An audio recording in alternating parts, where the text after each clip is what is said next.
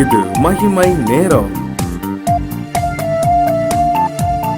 கர்த்தருடைய பரிசுத்தமான நாமத்திற்கு ஸ்தோத்திரம் உண்டாவதாக.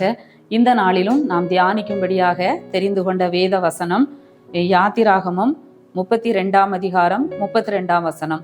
தேவரீர் அவர்கள் பாவத்தை மன்னித்தருளுவீரானால் மன்னித்தருளும், இல்லாவிட்டால் நீர் எழுதின உம்முடைய புஸ்தகத்தில் இருந்து என் பெயரை கிறுக்கி போடும் என்றான்.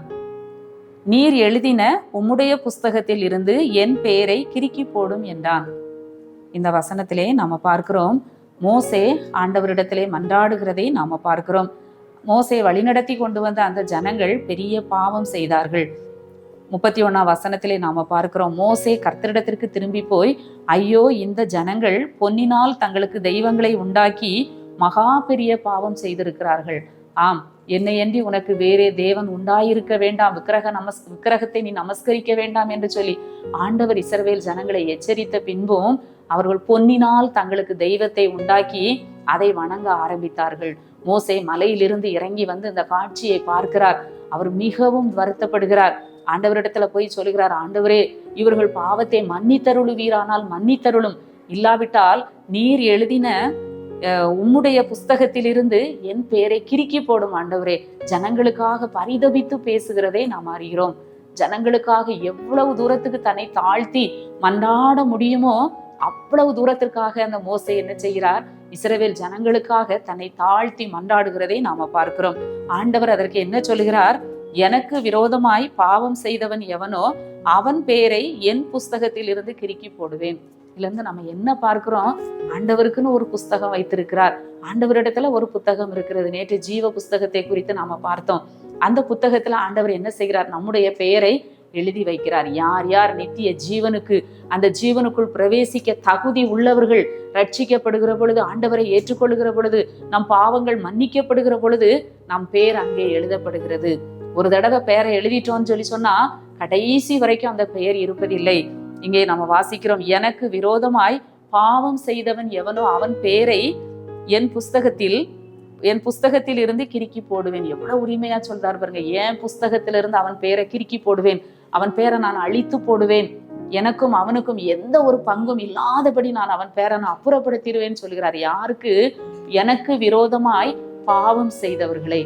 நம்ம ரட்சிக்கப்பட்டாச்சு, அபிஷேகம் பெற்றாச்சு, எல்லாம் பண்ணின பிறகு நம்ம பாவம் செய்தோம் என்று சொன்னால், ஆண்டவருக்கு பிரியமல்லாத வாழ்க்கை வாழ்ந்தோம் என்று சொன்னால், நம்முடைய பெயர் ஜீவ புஸ்தகத்தில் இருந்து கிறுக்கப்பட்டு போம் என்பதிலே சந்தேகம் இல்லை.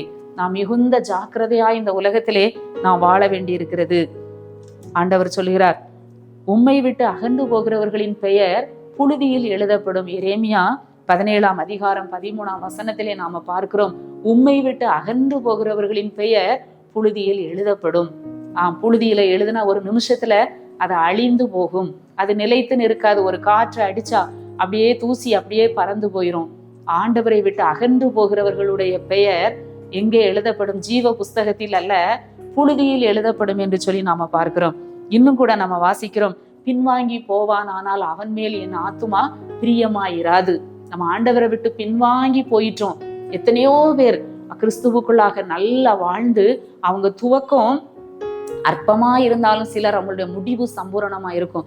சிலருடைய துவக்கம் மிகவும் பெரிதாக இருக்கும், பெரிய துவக்கமாக இருக்கும், ஆனா முடிவு பயங்கரமாக இருக்கும். அவங்க முடிவு பயங்கரமான ஒரு முடிவா போயிரும். ஆண்டவரை விட்டு பின்வாங்கி போகிறவர்கள் உண்டு. சீஷர்களை பார்த்து ஆண்டவர் கேட்டார், நீங்களும் என்னை விட்டு பின்வாங்கி போக மனதா இருக்கிறீர்களோ? நீங்களும் என்னை விட்டு போக மனதா இருக்கிறீர்களோ? கடினமான உபதேசம், யார் இப்படி நடக்க முடியும் அப்படின்னு சொல்லி சீஷரில் அநேகர் இடரல் அடைந்தார்கள் சொல்லி பார்க்கிறோம். நீங்களும் என்னை விட்டு போய்விட மனதாயிருக்கிறீர்களோ என்று சொல்லி ஆண்டவர் கேட்டார். உம்மை விட்டு அகன்று போகிறவர்களின் பெயர் புழுதியில் எழுதப்படும். இன்னும் பார்க்கிறோம், பின்வாங்கி போவானால் அவன் மேல் என் ஆத்துமா பிரியமாகிறாது. நாமும் கூட ஆண்டவரை விட்டு பின்வாங்கி போவோம் என்று சொன்னால் நம்மேல் அவருடைய ஆத்துமா பிரியமாகிறாது. சங்கீதம் 73:27 நம்ம வாசிக்கிறோம், உம்மை விட்டு தூரமாய் போகிறவர்கள் நாசமடைவார்கள். உம்மை விட்டு தூரமாய் போகிறவர்கள் நாசமடைவார்கள். ஆம், எழுதின பெயரை ஆண்டவர் கிறுக்கி போடுவார். ஒரு குறிப்பிட்ட காலத்தை, ஒரு தவணையை நமக்கு கொடுப்பார். மனம் திரும்புவான், மனம் திரும்புவாள் என்று சொல்லி ஆண்டவர் ஒரு காலத்தை நமக்கு நியமித்திருப்பார். ஆனால் நாமோ இருதயத்தை கடினப்படுத்தி நாம் ஆண்டவரை விட்டு தூரமாய் செல்கிற பொழுது ஆண்டவர் நம்முடைய பெயரை கிறுக்கி போடுவார். அந்த இளைய குமாரன் தகப்பனை விட்டு தூரமாய் சென்றான். தகப்பனுடைய எந்த உரிமையும் அவனுக்கு இல்லை, தகப்பனுடைய எந்த அன்பும் அவனுக்கு இல்லை, தகப்பனுடைய எந்த விதமான ஆசீர்வாதமும் அவனுக்கு இல்லாமல் தூரமாய் போனான். நாமும் கூட ஆண்டவரை விட்டு தூரமாய் போயிருக்கிறோமா? ஆண்டவரை விட்டு பின்வாங்கி போயிருக்கிறோமா? இந்த காலை வேளையிலே நாம் சிந்தித்து பார்ப்போம். எனக்கு விரோதமாய் பாவம் செய்தவன் எவனோ அவன் பேரை என்னுடைய புஸ்தகத்திலிருந்து நான் கிறுக்கி போடுவேன். நம்மை நாமே ஆராய்ந்து பார்ப்போம். தாவீது அதை தான் சொல்கிறார், பாவம் மிகவும் கொடியது. தாவீது சொல்கிறார், நான் கர்த்தருக்கு விரோதமாய் பாவம் செய்தேன் என்று சொல்கிறதை பார்க்கிறோம். 51ஆம் சங்கீதத்திலே இந்த பாவத்தை அறிக்கையிட்டு அவர் ஜெபிக்கிறதை நாம பார்க்கிறோம். ஏனென்று சொன்னால் பாவம் மிகவும் கொடியது, நம்முடைய பேரை ஜீவ புஸ்தகத்தில் இருந்து கிறுக்கப்பட்டு போம் என்று சொல்லி நாம பார்க்கிறோம். நம்முடைய பேர் இன்னும் சங்கீதத்திலே 69ஆம் சங்கீதம் 28ஆம் வசனத்திலே நம்ம வாசிக்கிறோம், நம்முடைய பேர் நீதிமான்கள் பேரோடு எழுதப்பட வேண்டும். நம்முடைய பேர் நீதிமான்களுடைய பேரோடு நம்முடைய பேரும் எழுதப்பட வேண்டும், புழுதியில் அல்ல. நம்முடைய பெயர் நீதிமான்கள் பேரோடு எழுதப்பட வேண்டும். எபிரேயரிலே வாசிக்கிறோம், சர்வ சங்கமாகிய சபையிலே நாம் அங்கத்தினர்களாக சேர வேண்டும். அந்த அதிலே நம்முடைய பெயர் எழுதப்பட வேண்டும். ஆம் பிரியமானவர்களே, ஆண்டவருடைய பிள்ளைகளாகிய நாம் கர்த்தரை விட்டு தூரமாய் போகும்போது, இந்த உலகத்திலே எத்தனையோ பாடுகள் வேதனைகள் எல்லாம் வரும் பொழுது தூரமாய் போகிறோம், பின்வாங்கி போகிறதை நாம பார்க்கிறோம், கிருபையை இழந்து போகிறதை பார்க்கிறோம். இந்த புதிய வருஷத்திலே ஒருவேளை பின்வாங்கி தூரமாய் நாம் சென்றிருப்போம் என்று சொன்னால் மீண்டும் ஆண்டவர் அண்டை வருவோம். நம்முடைய பெயர் கிறுக்கப்பட்டு போகாதபடி, நம்முடைய பெயர் புழுதியில் எழுதப்படாதபடி ஜீவ புஸ்தகத்தில் எழுதப்பட்டவர்களாக தைரியமாக நாம் அவரை சந்திக்க, நித்திய ஜீவனுக்குள் பிரவேசிக்க ஆண்டவர் நம் ஒவ்வொருவருக்கும் கிருபை செய்வாராக. ஆண்டவரை நோக்கி நாம் ஜெபிப்போம். எங்களை நேசிக்கிற நல்ல ஆண்டவரை, இந்த காலை வேளைக்காக உம்மை துதிக்கிறோம், உம்மை ஸ்தோத்தரிக்கிறோம். கர்த்தர் எங்களுக்கு கொடுத்த நல்ல வார்த்தைக்காக நன்றி செலுத்துகிறோம். ஆண்டவரே, உம்மை விட்டு நாங்கள் பின்வாங்கி செல்லாதபடி, தூரமாய் செல்லாதபடி ஆண்டவரே எங்களுக்கு கிருபை தாரும். உலகத்துல வருகிற நெருக்கங்கள், உபத்திரவங்கள், பாடுகளின் மத்தியிலும் ஆண்டவரே உம்மை அண்டிக் கொள்ள, உம்மை பற்றி பிடிக்க, உமக்கு விரோதமாய் பாவம் செய்யாதபடி எங்களை காத்துக்கொள்ளும்.